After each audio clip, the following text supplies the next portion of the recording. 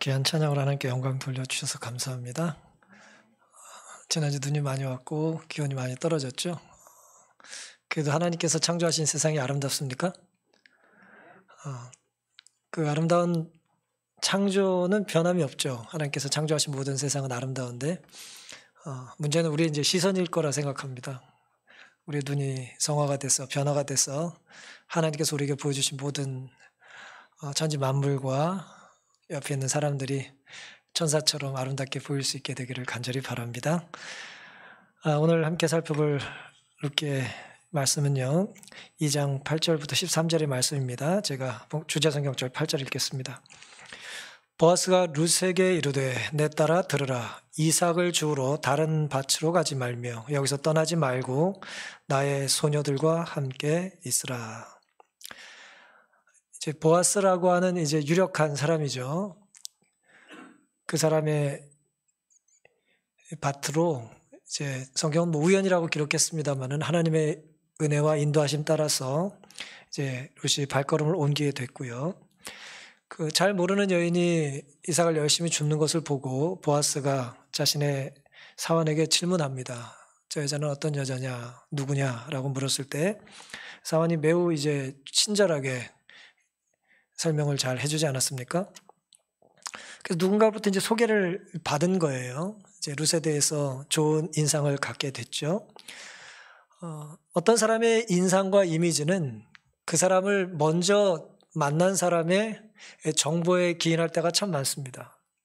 선입관은 그래서 매우 이제 큰 영향을 끼칩니다. 좋은 소개를 해주면 좋은 사람이 되는 거예요. 그리고 좀 까칠한 소개를 해주면 까칠한 사람이 되는 것입니다. 그래서 보아스의 마음이 활짝 열렸어요. 룻에 대해서. 그리고 드디어 보아스가 룻에게 이제 말을 겁니다. 도와줄 수 있는 사람이 먼저 말을 거는 건 참 좋은 거죠. 도움 받는 사람이 어떻게든 나 좀 도와주면 좋겠다고 간절한 눈빛을 보내도 외면당하는 게 이 세상인데 먼저 보아스가 손을 내미는 모습이 있습니다. 오늘은 여기를 떠나지 말고 함께 있으라 라는 제목으로 함께 말씀의 은혜를 나누겠습니다. 보아스와 룻의 대화에서 우리는 어떤 교훈을 배울 수 있을까요? 8절과 9절은 제가 이제 8절을 읽었는데요. 9절에 이어서 그들의 베는 밭을 보고 그들을 따르라. 내가 그 소년들에게 명하여 너를 건드리지 말라 하였느니라. 목이 마르거든 그릇에 가서 소년들의 기러운 것을 마실지니라 라는 말을 이제 보아스가 들려줍니다. 처음 들려준 말은 딸이라고 그랬죠. 내 딸아. 물론 나이가 많은 사람이 이제 젊은 사람을 부르는 그런 다정한 호칭인데 내 딸아 들으라 그랬어요. 이삭을 주우러 다른 밭으로 가지 말라 그랬어요. 이 말은 뭡니까? 내가 내 밭에서 네가 이삭을 줍는 것을 뭐 하겠다는 거예요? 기쁘게 허락하겠다는 것입니다. 여기서 떠나지 말라 그랬어요. 떠날 생각하지 말라는 거예요. 우리가 사랑하는 사람에게 다짐할 때 있죠? 당부할 때 있죠? 결코 그렇게 마음 먹지 말아라. 두려워하지 말아라. 염려하지 말아라. 걱정하지 말아라. 이제 다짐을 한 번 더 합니다. 떠나지 말라는 거예요. 그리고 나의 소녀들과 함께 있으라 그랬어요. 어떻게 보면 다 똑같은 말이에요. 다른 밭으로 가지 말라는 얘기나 여기 있으라는 말이, 여길 떠나지 말라는 얘기나 나의 소녀들과 함께 있으라는 얘기나 어떻게 보면 다 비슷한 말이죠. 다 같은 말입니다만은 말마다 좀 더 뭐예요? 점층적으로 세밀하게 룻에게 도움이 되는 이야기를 해주고 있는 것입니다.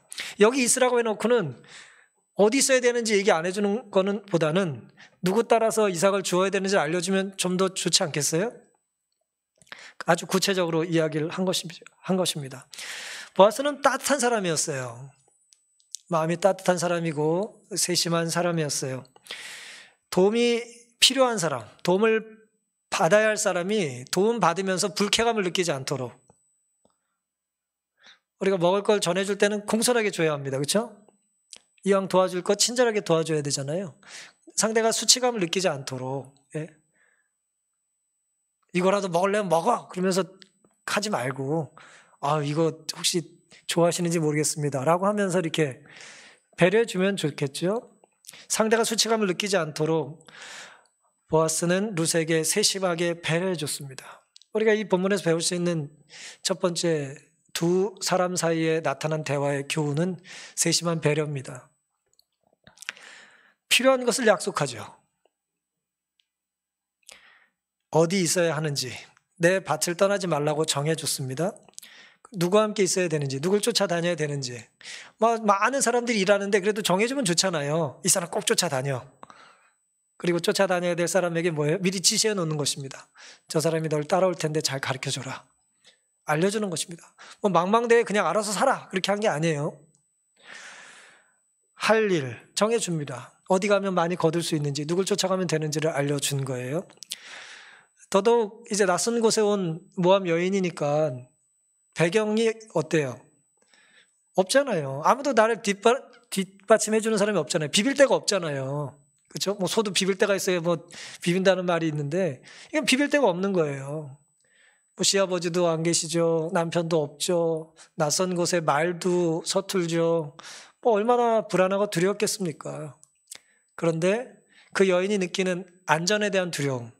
동네 총각들이 또 왜 낯선 여자 왔다고 이렇게 자꾸 희롱하고 말 걸 수 있으니까 아예 아주 과하게, 어떻게 보면 과하게 친절한 은혜를 베풀어 줍니다.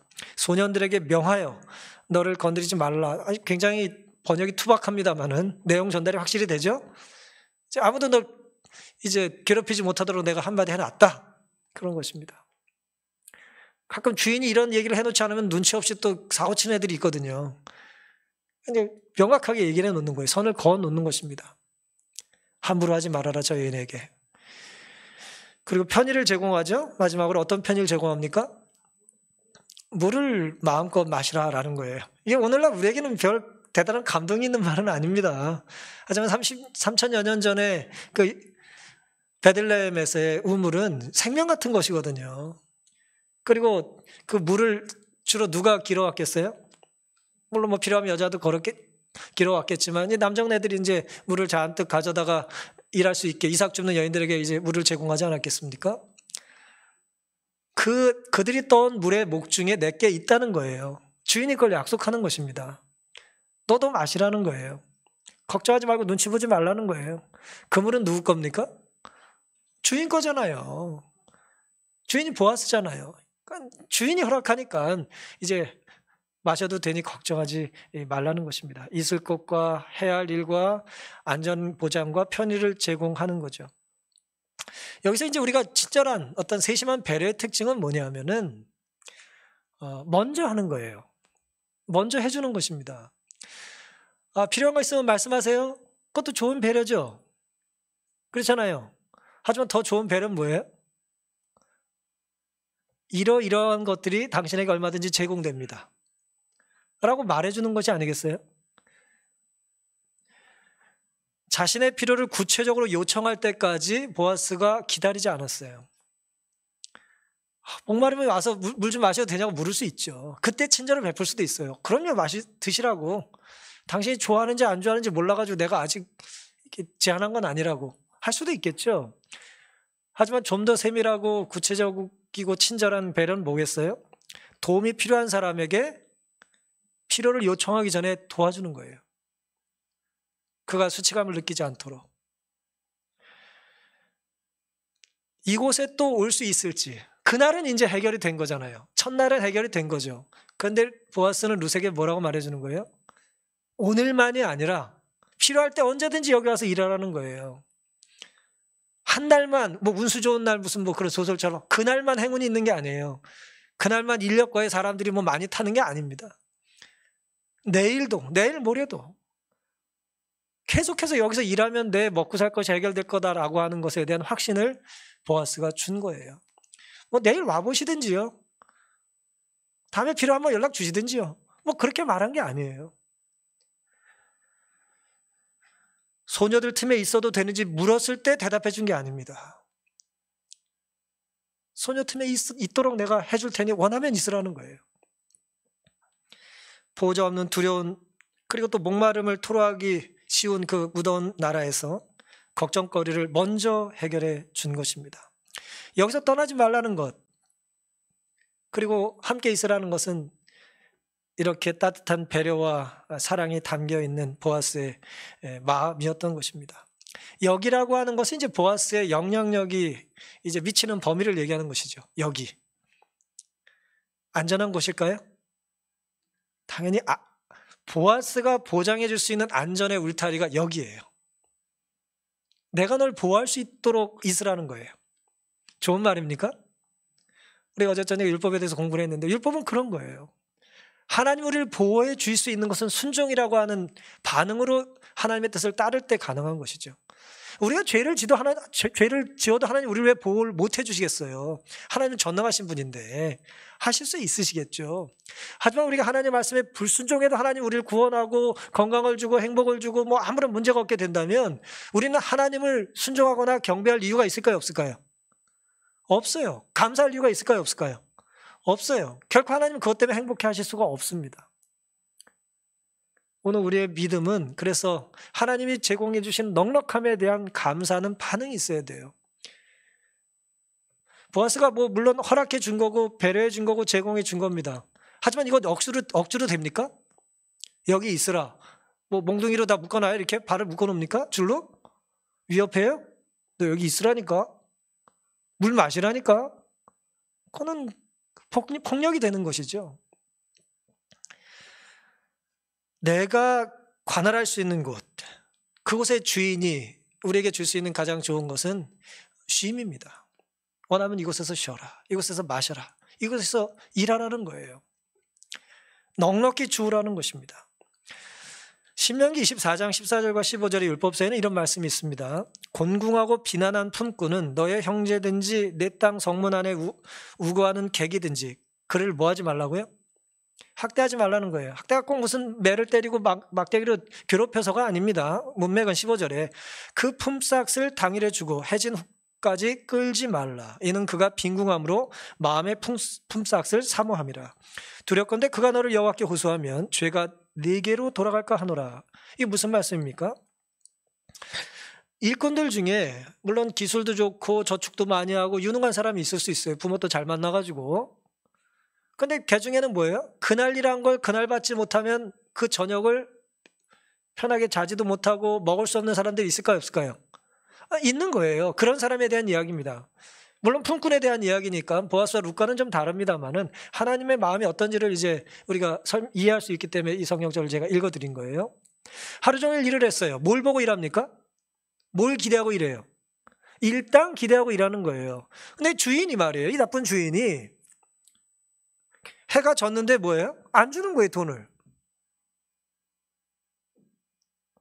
아까 무슨 앉아서 주고 뭐 서가지고 뭐 엎드려서 받느니 뭐니 그런 말씀 하신 것처럼 아니 열심히 일했는데 말이에요. 품꾼에게 저녁에 해가 졌는데도 일당을 주지 않는 거예요. 그래서 하나님께서 뭐라고 하셨냐면은 당일에 주고 해진 후까지 끌지 말라는 거예요. 이왕 줄 거 그렇게 끌지 말라는 거예요.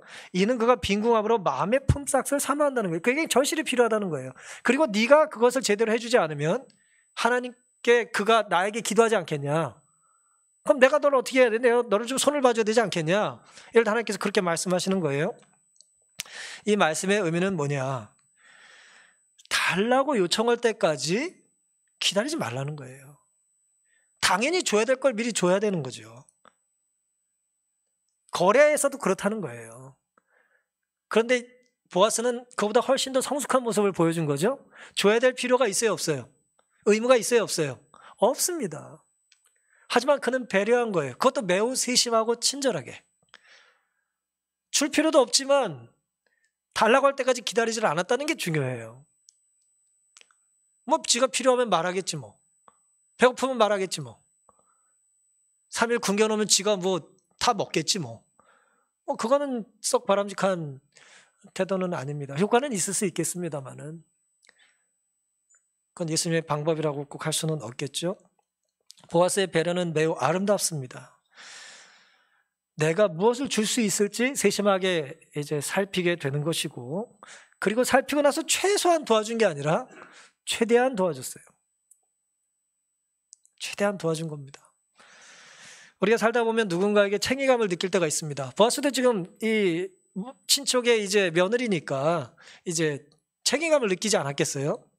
내가 여인을 내가 도와야겠다 그런 책임감을 느꼈는데, 우리가 간혹 이제 책임감을 느낀다 혹은 호의와 사랑의 감정이 생긴다라고 하는 것은 내가 그 사람에게 배려할 것이 있다 없다, 있다라고 하는 하나님의 사인입니다.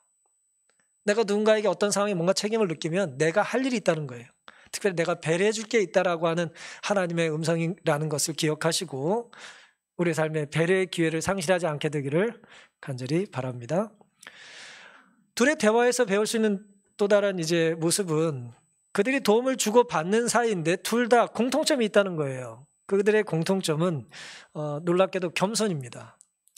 10절에 보면 룻이 땅에 엎드려 절을 했어요. 당연히 도움을 받으니까 절할 수 있겠죠. 그에게 이르되 나는 이방 여인을 당신이 어찌하여 내게 은혜를 베푸시면 나를 돌아보시나이까 그랬습니다.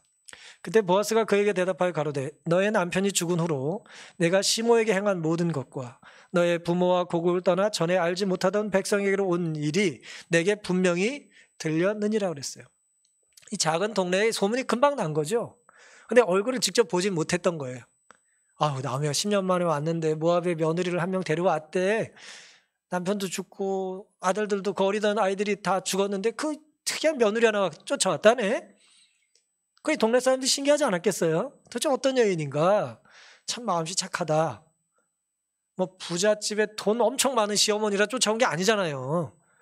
갈 것 없는 시어머니 쫓아서 온 거잖아요. 그러니까 기특한 마음이 들었겠죠. 그걸 내가 다 들었다는 거예요. 12절 여호와께서 너의 행한 일을 보응하시기를 원하며 이스라엘 하나님 여호와께서 그 날개 아래 보호를 받으러 온 내게 온전한 상 주시기를 원하노라 라고 이제 보아스가 룻의 말을 듣고 대답을 해줍니다. 둘의 이제 교집합은 뭐냐면 겸손이에요. 룻은 당연히 엎드려서 이제 절하고 자신이 사랑받을 자격이 없고 배려받을 자격이 없다는 걸 자인하잖아요. 내가 이방의 여인인데 어떻게 나에게 이렇게 덕을 베풉니까? 라고 하는 어떤 자기 자신을 땅에 엎드리며 낮추죠. 은혜라는 것은 내가 자격 없지만 내가 받는 이 대접이 과하다라고 하는 것을 이제 인정하는 거예요. 은혜라는 것은 자격 없는 자에게 상을 주는 것 아닙니까? 룻은 이제 그렇게 감사하는 마음으로 겸손한 태도를 견지했고요. 보아스는 놀랍게도 룻의 어떤 그 감사에 대하여 혹은 룻의 고백에 대하여 이제 어떻게 보면 자기 비하 같이 느껴질 수 있지만 룻이 내가 뭐 무슨 이방 여인인데 나한테 이렇게 잘해줍니까? 라고 이제 낮췄을 때 자신을 보아스가 자기를 높이지 않았어요. 나는 원래 이런 사람이야. 네가 먹을 게 없다니 뭐 몇 개 준 게 뭐 난 대단한 일이 아니야. 라고 이제 그렇게 자기를 높이지 않았고 오히려 너는 사랑받고 배려받고 인정받을 수 있는 자격이 있다고 말을 해주는 거예요. 네가 남편도 없는데 시어머니가 했다는 이야기, 고향을 떠나 이곳에 멀리 왔다는 얘기를 내가 분명히 들었다는 거예요. 내가 분명히 내게 들렸다라는 말은 뭐예요? 네가 지금 이렇게 누리게 되는 나의 어떤 호의와 배려가 누구 덕이라는 거예요? 네가 잘 살았기 때문이라고 얘기를 해주는 거예요. 내 마음이 너그럽고 내가 뭐 인격이 뛰어나고 그런 게 자기 자랑할 기회로 삼지 않았고 네가 열심히 살았고 네가 훌륭한 일을 했기 때문에 이건 네가 받아야 될 자격이 있는 거다라고 이제 이야기를 해준 것입니다. 그리고 더더욱 보아스에게 있어서 아름다운 모습은 뭐냐면 이 모든 일에 있어서 결국 복과 보응과 은혜는 누가 베푸신다는 거예요? 하나님이 베푸실 것에 대한 이야기를 하고 있는 것이죠. 그게 이제 보아스의 아름다운 태도입니다. 아주 겸손한 것이죠. 여호와께서 너의 행한 일을 보응하시기를 원한다. 하나님 너에게 갚아주실 거야. 이게 다가 아니야. 나는 너에게 뭐 이거 별것 아닌 걸 이렇게 너에게 제공하지만 하나님 너에게 주실 복이 남아있을 거야.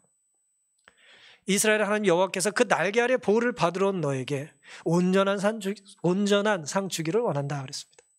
내가 주는 건 온전하지 않다는 거예요. 이건 아주 작은 거라는 거예요. 이건 별 볼 일 없는 것이라는 거예요. 나를 낮추고 누굴 높여요? 하나님을 높이고 있습니다. 룻을 높이고 자기를 내세우지 않는 거죠. 이러기 쉽습니까?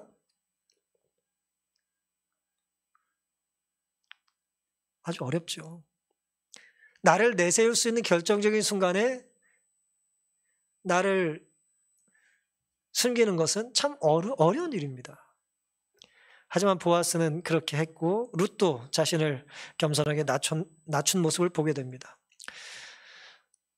내 남편이 죽은으로 네가 시므에게 행한 모든 것과 내 부모와 고국을 떠나 전에 알지 못하던 백성에게 온 일이 내게 분명히 들렸다라고 하는 것은 룻에 대한 보아스의 평판이죠. 그렇죠? 평가잖아요.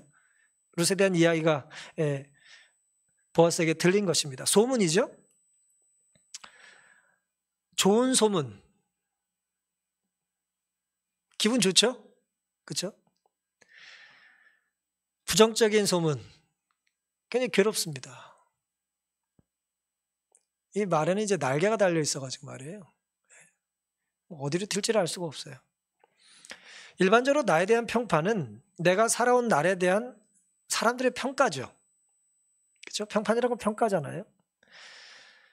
물론 우리 자신에 대한, 우리 교회에 대한, 이 사회에 대한 평가나 평판이 뭐 정확하지 않아요. 왜곡된 게 많고, 그렇죠?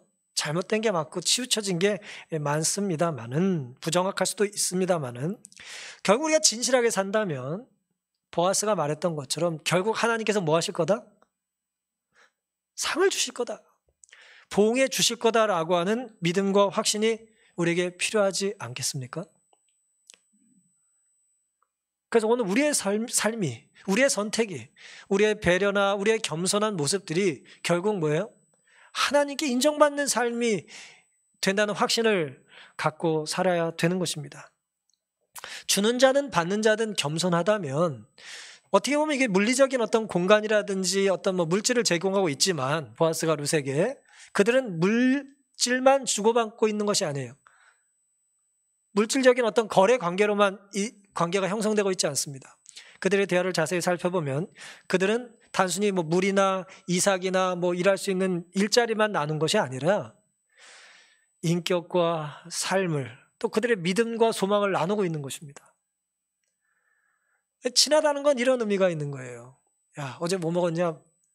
밥 먹었다. 뭐 내일 또 뭐 먹을까? 뭐 밥 같이 먹는 건 좋은 것입니다만은 밥만 먹으면 곤란하잖아요, 그렇죠? 뭐 밥만 먹습니까? 밥을 먹는다는 건 그보다 더 큰 의미가 있는 거죠.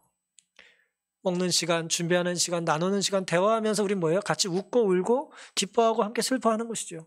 그리고 결국 뭐예요? 하늘을 꿈꾸는 것입니다. 하늘을 소망하는 거예요.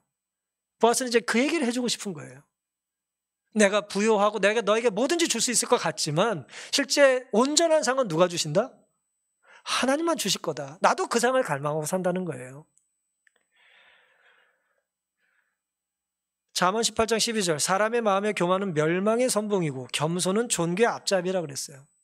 겸손한 삶에는 언제나 존귀함이 따라옵니다. 여러분 존귀한 거 좋습니까? 우리가 잘 쓰는 말은 아닙니다만 그 언어의 의미는 아시죠? 존귀. 하나님께 속한 하나님을 묘사하는 단어입니다만은 겸손한 삶을 살면 뭐가 따른다는 거예요? 존귀가 따라온다는 거예요. 겸손히 가면 존귀가 따라오는 것입니다. 겸손한 말에는 향이 있어요.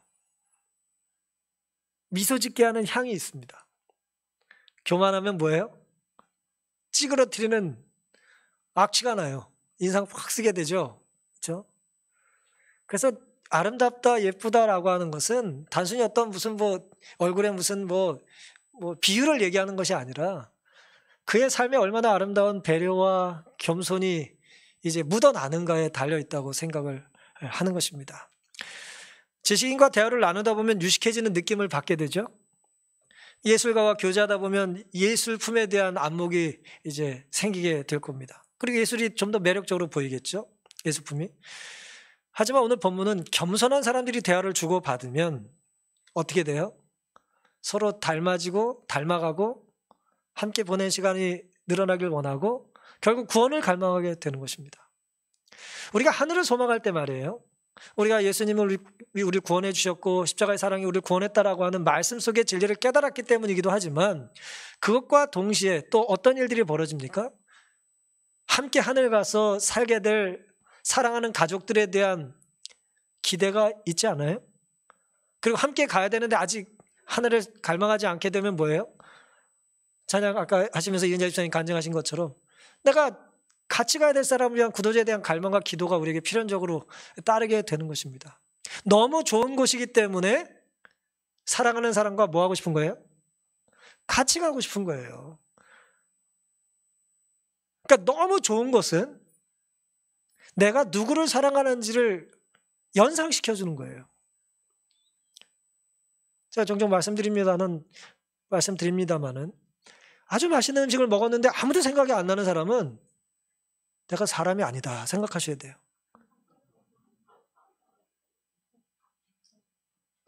그건 정상적인 사람의 반응이 될 수가 없습니다. 아무 생각 없이 또 내일 먹어야지. 그건 곤란해요. 정말 아름다운 걸 보고 만난 걸 먹고 귀한 것을 접하면 그 순간 누구 생각해요? 물론 하나님이 우리에게 그걸 제공해 주셨는데 그걸 접촉점으로 우린 뭐예요? 영혼을 기억하고 사랑하고 구원해야 될 영적인 갈망을 느껴야 되는 것입니다. 이렇게 좋은 것이니 뭐 하자? 같이 하자. 룻이 보여준 겸손, 우리에게는 많은 도움을 주죠. 도전을 주죠. 보아스 말할 것이 없습니다. 그런데 우리 많은 경우에 나는 충분한 자격이 있다고 생각하면서 대접을 못 받는다고 화가 나고 나는 충분히 베풀었는데 반응이 시원찮다고 분노를 할 때가 있는 것이죠. 오직 하나님께서만 내 삶을 인도하시고 하나님만이 온전히 나를 책임져 주신다는 것을 믿고 확신하고 살게 되시기를 간절히 바랍니다. 둘의 대화가 우리에게 주는 마지막 교훈은 이제 룻의 태도인데요. 13절에 룻이 가로되 내 주여 내가 당신께 은혜 있기를 원하나이다 그랬어요. 이 겸손한 이제 태도가 계속해서 이제 이어지는데 내 주여 내가 당신께 은혜 있기를 원하나이다. 나는 당신의 시녀의 하나와 같지 못하오나 당신이 이 시녀를 위로하시고 마음을 기쁘게 하는 말씀을 하셨습니다. 그렇게 이제 고백을 합니다. 겸손한 사람은요, 필경, 겸손한 태도는 필경, 감사와 연결되어 있어요. 겸손한데 감사하지 않는 건 겸손하지 않은 거예요. 겸손은 필경 감사와 연결이 됩니다. 교만한 자가 결코 하지 않는 게 뭐예요? 감사입니다. 감사는 교만한 자의 삶에 나타나는 이제 언어와 태도가 아니에요. 교만하면 감사할 게 없죠. 룻은 자신이 보아스의 은혜를 입고 보아스로 인해 자신은 위로받고 기쁘다고 고백합니다. 별거 아닌 것 같고 당연한 것 같지만 우리는 자세히 이 말씀을 보면은 놀라운 은혜를 얻게 됩니다. 그것은 뭐냐면은 내가 당신께 은혜 있기를 원한다 그랬어요. 감사의 대상이 뭐예요? 당연하지만 구체적이에요. 여러분 사랑합니다. 감사합니다. 이건 뭐 연예인이 엉뚱한 소리 하는 거예요? 여러분 모두 사랑합니다. 뭐 좋은 말이긴 한데 우리 구체적이길 원하는 거죠. 그렇죠? 그냥 너무 많은 사람과 어울리는 건 진실한 교제를 나누기가 쉽지가 않아요. 사랑의 대상, 감사의 대상이 뭐 해야 된다고요? 구체적이어야 합니다. 처음 듣는 얘기처럼 앉아계지 마시고 구체적이어야 돼요. 우리가 당신에게 감사합니다. 내가 너에게 고맙다. 난 네가 있어서 너무 기쁘다. 감사의 대상이 구체적이어야 됩니다. 여러분 온 인류를 사랑합니다라는 얘기는 아무도 사랑하지 않는다는 말과 같다는 얘기가 있어요. 사랑을 남발하는 거죠. 그거는 모호하게. 감사의 대상은 구체적이어야 합니다. 그리고 감사의 내용이 또 구체적이어야 해요. 감사의 내용이 뭐였습니까? 나는 당신의 시녀와도 같지 않은 존재지만 당신이 이 시녀를, 이 종과 같은 나를 위로해 주셨다는 거예요. 맞습니까? 위로 받았나요, 룻이? 위로 받았죠. 위로받고 위로했다고 고백하는 건 감사해요. 위로 받아놓고 위로 안 받은 채 하지 마세요. 예?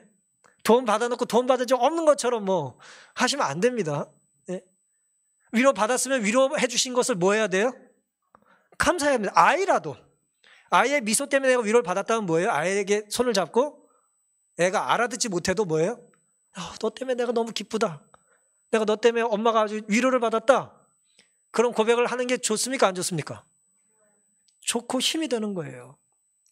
뭐 갑자기 낸 생각이 기억나는 내용인데요. 제가 신학과 시절에 학교 다닐 때 신경 목사님이라고 계셨어요. 뭐 연합회장 하시고 총장 하셨던 분 기억나시죠?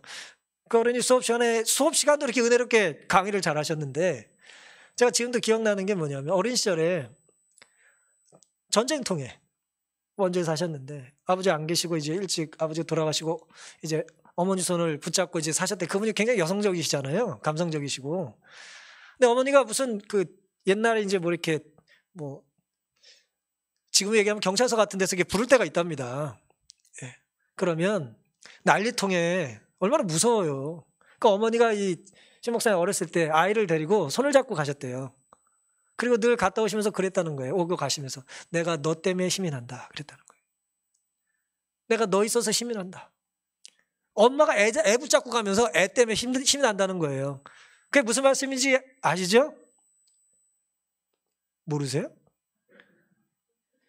어른이 아이 때문에 힘이 날 때가 있어요. 강한 자가 약한 자 때문에 힘이 날 때가 있어요. 보호해주는 사람이 보호받는 사람 때문에 행복하고 기쁠 때가 있는 거예요. 그럴 때 뭐 하자? 감사하는 마음을 구체적으로 표현하자는 거예요. 물론 감사를 할 만한 대상이 너무 감사할 게 많은 사람에게는 뭐예요? 뭐 이것도 감사하고 저것도 감사하고 뭐 1번부터 100번까지 다 감사합니다 뭐 그럴 수도 있겠지만, 어쨌든 그래도 구체적인 감사를 듣고 싶을 때가 있을까요? 예, 기쁜 거예요. 구체적인 감사 좋은 것입니다. 룻은 보아스에게 내가 당신 때문에 위로받았다. 그리고 또 뭐라 그래요? 내 마음이 기쁘다 그랬어요. 기분 나쁘다는 얘기 우리 잘하고 사는데, 기쁘다는 얘기는 우리가 좀 상대적으로 덜 하죠?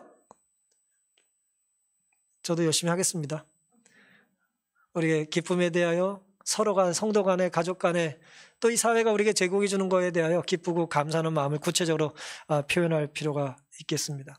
사실 이 감사의 상황, 구체적으로 그 대상이나 내용은 사실 룻기 2장 2절에 그날 이른 아침 출발하기 전에 혹은 그 전날 늦은 밤에 시어머니와 룻이 간절히 하나님께 기도했던 기도의 응답이죠. 2장 2절에 뭐라고 했습니까? 모압 여인 룻이 나오미에게 이르되 나로 밭에 가게 하소서. 내가 네게 은혜를 입으면. 이 어머니에게 이 말을 하기 전에, 시어머니가 하기 전에 이 기도를 했을까요, 안 했을까요? 하나님 나에게 은혜를 베풀어 주십시오. 시어머니는 힘드시고 제가 가서 일을 해야 될 상황인데 내가 선한 사람을 만나서 순적하게 일을 잘 마치고 돌아오게 해주십시오라고 기도를 했겠죠. 기도에 대한 응답이에요. 그러니까 이게 하나님이 인도해 주십니까? 하나님이 나에게 주신 사람일까? 하나님이 나에게 주신 배려일까? 계속해서 룻은 그걸 기억하고 있는 것이지요. 내가 네게 은혜를 입으면 그를 따라 이삭을 줍겠나이다. 그러니까 하나님께 기도드렸고 하나님의 응답이 온 거예요. 그런데 룻은 하나님이 응답해 주신 걸 알았음에도 하나님께만 감사한 게 아니에요. 당연히 하나님께 감사하죠. 하나님께서 역사하신 하나님의 말씀에 순종한 사람에게도 뭐합니까? 감사하고 있어요. 이거 중요한 일일까요? 간혹 우리가 너무 영험해가지고 어차피 다 하나님 건데 뭐 당신 거도 하나님 거도 당신 거도 하나님 건데 뭐 하나님이 뭐 나눠 쓰라고 했는데 뭐 라고 하면서 사람에게는 감사하지 않을 수도 있어요. 그러면 될까요, 안 될까요? 그러면 안 됩니다. 낳았으니까 키워주는 거지 뭐. 철없는 자녀들이 그렇게 말하잖아요. 네? 그러면 안 되는 거죠. 우리가 다 마찬가지겠습니다. 명확히 감사해야 돼요. 분명하게 구체적으로 감사해야 되는 것입니다.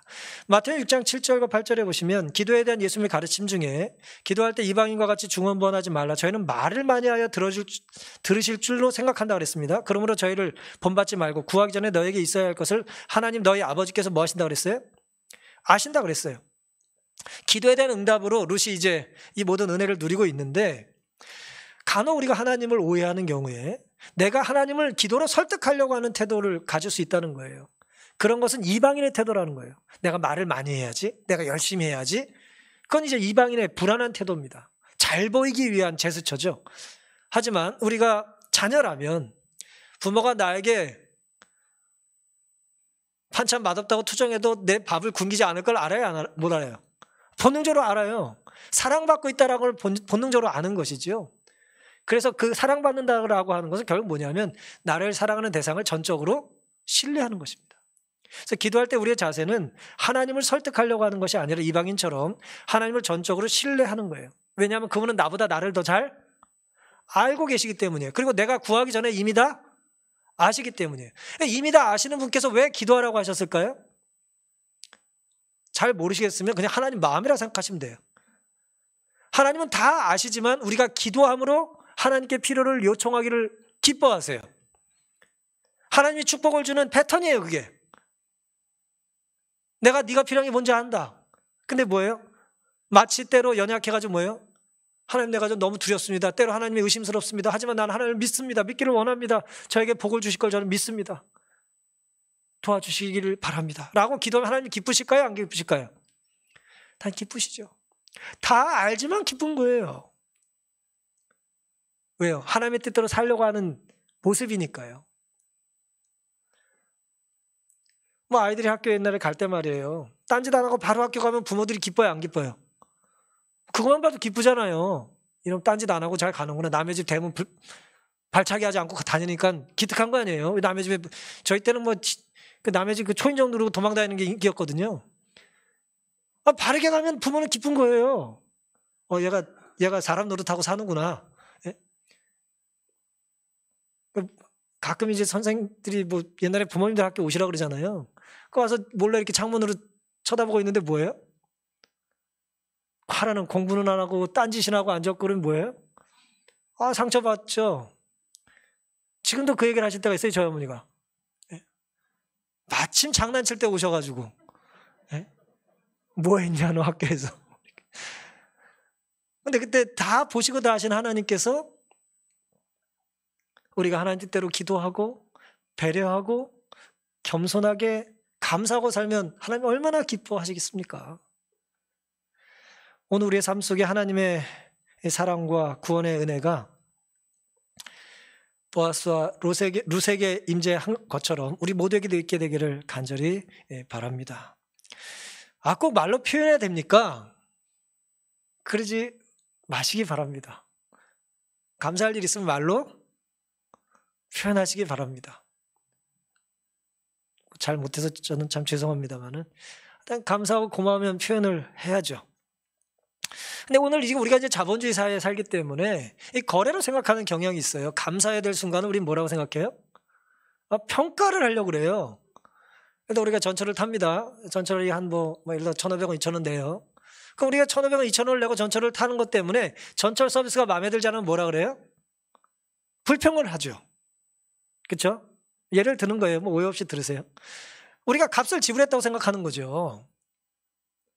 근데 한번 상식적으로 생각을 해보세요. 1,500, 2,000원 주고 그 땅속에 그 기차 타고 다닐 수 있어요, 여러분? 여러분이 팠습니까? 물론 세금을 내고 우리가 뭐 또 국방의 의무도 지고 다 했죠. 오늘 우리가 값으로 지불했다라고 하는 것이 사실 뭐예요? 감사할 일 천지예요. 근데 우리는 감사해야 될 순간에 내가 거래한다라고 생각하고 이미 값을 지불했기 때문에 평가하고 평판하면 된다고 생각하는 거예요. 그러니 이 사회가 어때요? 부드럽고 온유하고 매끄럽게 돌아가지 않고 뻑뻑거리는 거예요. 바람직하지 않은 거죠. 돈 주고 난 서비스를 구매했다. 그러니 나는 평가하겠다. 그러지 마시기 바랍니다. 사람에 대하여 또 상황에 대하여 당연한 것이라고 치부하는 순간 우리는 뭐 하지 않아요? 감사하지 않습니다. 결국 감사하지 않아요. 당연한 걸 뭘 감사해요. 하지만 당연한 것이 아니라고 생각할 필요가 있을까요? 당연한 것이 아닙니다. 우리가 숨을 쉬는 거 당연한 거 아니에요. 하나님의 놀라운 은혜와 선물이 아니겠습니까? 감사는 내 삶이 누구와 연결되어 있다는 증거일까요? 하나님과 연결되어 있다는 증거입니다. 하나님과 연결돼서 살기를 원하십니까? 감사하며 사시기 바랍니다. 감사하는 순간 우리는 하나님과 연결되는 거예요. 날이 추워가지고 지금 막 수도가 얼고 그러잖아요. 감사하는 순간 이 관들이 뭐 하는 거예요? 녹는 것과 같아요. 감사할 때마다 자꾸 관이 녹아서 깨끗한 물이 잘 흐르는 거예요. 과거의 아픔도 현재의 두려움도 미래의 불안도 우리가 안고 살아가지만 그래서 감사가 쉽지 않기도 하지만 5년 전, 10년 전, 20년 전 혹은 30년 전, 반세기 전 아픔과 상처를 하나도 잊지 않고 기억하는 비상한 우리들이 어찌 매일 감사해야 될 이유에 대하여는 그렇게 망각하는지 반성해 볼 필요가 있지 않을까요? 감사하기를 결심하고 다짐하는 우리가 되기를 바랍니다. 바울은 범사에 뭐라 그랬어요? 감사하라 그랬어요. 이 얘기는 명령이기 때문에 우리가 본능적으로 잘 안 된다는 거예요. 결심이 필요합니다. 어떻게 감사하며 살 수 있을까? 어떻게 배려하고 겸손하게 살 수 있을까? 혈통과 국적도 다르고 성별과 신분도 달랐던 두 사람, 하나는 가난하고 하나는 부자고 하나는 천하고 하나는 귀했는데 어떻게 이 전혀 다른 두 사람이 이렇게 아름다운 대화를 주고받을 수 있었을까? 꽃에는 향이 나고 향이 나면 벌이나 나비가 날라오죠. 그렇죠? 사람 간의 대화도 이렇게 아름다우면 배려와 또 겸손과 또 감사의 향이 나는 말들을 주고받으면 주변에 사람들이 생깁니다. 사람들이 생겨요. 나는 혼자가 좋아. 엉뚱한 소리 하지 마시고 사람들이 우리의 사랑과 배려 때문에 듣고 위로받고 기뻐함을 나눠줄 수 있는 그런 삶을 살기로 결심하는 우리가 되기를 간절히 바랍니다. 갈라디아 2장 20절에 바울은 그리스도가 내 안에 계시고 십자가에 그리스도와 함께 자기가 죽었다고 말했잖아요. 그래서 이제는 내가 사는 게 아니고 누가 살아요? 내 안에 그리스도가 사신다 그랬어요. 믿음 안에 사는 거라 그랬습니다. 그리스도가 내 안에 사시니까 내가 말하면 무슨 말이 나가는 거예요? 그리스도의 말씀이 나가는 거죠. 빌립보 2장 5절에 예수님은 너희 안에 이 마음을 품으라. 곧 그리스도 예수의 마음이니 그랬어요. 너희 안에 그리스도의 마음을 품으라는 거예요. 그리스도를 너희 안에 주인으로 모시라는 거예요. 요한일서 4장 7절과 19절에는 사랑해야 될 이유를 뭐라 그랬어요? 하나님 우리를 먼저 사랑하셨기 때문이라고 그랬습니다. 사랑은 너의 것이 아니고 하나님 거라고 그랬습니다. 제가 몇 개 성경절을 지금 이제 말씀드렸는데 결론은 뭐냐? 바울과 요한이 우리에게 남긴 이제 성령의 이제 말씀들인데 바울이나 사도 요한은 성격이 어땠습니까? 성격이 한마디로 괴팍한 사람들이에요. 아주 독선적이고 공격적인 사람들입니다. 아주 급한 사람들이에요. 불내려서 죽게 하라고 그러질 않나, 죽이러 가질 않나, 아주 뭐가 많이 난 사람들입니다. 그럼 그 사람이 어떻게 이런 말들을 남겼을까요? 성령의 감화로. 그들의 삶 속에 주인으로 그리스도를 모시자 그들의 삶이 뭐한 거예요? 변한 거예요. 교만한 사람이 겸손하게 됐고 거친 사람이 배려심 많은 사람이 되고 늘 불평과 불만이 가득한 사람이 감사가 넘치는 삶으로 변할 수 있었던 것이죠. 핵심은 삶의 누가 주인이다? 그리스도가 주인인 거죠. 자본주의가 아니라 주본주의예요. 돈이 내 삶의 주인이 아니라 주님이 내 삶의 주인이 되는 거예요. 그래서 결국 속일 수가 없는 겁니다. 내 안에 그리스도가 계시면 그리스도의 언어가 나가는 거예요. 이게 숨겨지지 않아요. 야곱이 아버지를 속이기 위해서 염소 가죽 뒤집어 쓰고 말했잖아요. 근데 겉은 그냥 가죽을 뒤집어 써가지고 속였는데 목소리 속일 수 있어요? 없어요? 어떻게 속여요 목소리를? 예? 마치 그런 거예요. 우리가 아무리 경건의 모양을 가지고 무슨 살아도 내 안에 누가 살아계신가, 내 안에 그리스도가 어떤 대접을 받고 계신가는 우리의 품행으로, 언어로, 삶의 모습으로 향을 발하게 되는 것입니다. 아브라함 조시아 헤셀이라는 사람이 있어요. 유대 유명한 랍비입니다. 좋은 책도 많이 썼는데요. 이 안식일을 이제 시간 속의 지성소라고 했던 아주 유명한 랍비입니다. 이 사람이 했던 말 중에 이런 말이 있습니다. 내가 젊었을 땐 영리한 사람을 존경했다 그랬어요. 그러니까 똑똑한 사람을 존경한 거예요. 자기도 똑똑한 사람이니까. 유대인들은 가장 똑똑한 사람을 랍비를 시켜요. 나는 어렸을 때는 똑똑한 사람을 존경했다 그랬어요. 그런데 자기가 똑똑해지고 나서 나이를 먹고 나니까 뭐예요? 누굴 존경했는지 압니까? 나이가 든 지금은 친절한 사람을 존경한다 그랬어요. 살아보니 뭐가 제일이에요? 친절한 삶이 제일이다. 그런 거예요. 오늘 나오미와 룻이 주고받은 모습에 나타난 모습들입니다. 감사했고 겸손했고 세심한 배려가 있었던 것이죠. 사랑하는 성도 여러분, 보아스가 룻에게 했던 여기를 떠나지 말라는 초청, 여기 있으라고 하는 허락은 선한 말이고 좋은 말입니다. 마치 에베소 4장 29절에 무릇 더러운 말은 너 입 밖에 내지도 말고 오직 덕을 세우는 데 소용되는 대로 선한 말을 하여 듣는 자에게 뭘 끼치라? 은혜를 끼치라 그랬어요. 우리의 말이 누군가에게 은혜를 끼칠 수 있는 말을 하며 살라는 것입니다. 이것은 어떻게 가능하다? 내 안에 누가 계실 때? 그리스도가 계실 때, 그리스도의 배려와 겸손과 감사의 향이 우리는 나눌 수 있게 된다는 것입니다. 이 교회가, 여러분의 가정과 우리의 삶이 너도 여기를 떠나지 말아라, 나와 같이 있자라고 하는 아름다운 초청과 허락이 있게 되기를 간절히 바랍니다. 식은 밥이지만, 콩 한 쪽이지만 같이 먹자, 그런 말이 있게 되기를 바랍니다. 그런 넉넉한 마음에 온전한 복을 누가 베푸실까요? 하나님께서 베풀어 주실 것을 믿습니다. 살아갈 올 한 해, 또 한 주를 믿음 안에 이런 아름다운 마음으로 살게 되시길 바라면서 오늘 말씀을 마치겠습니다.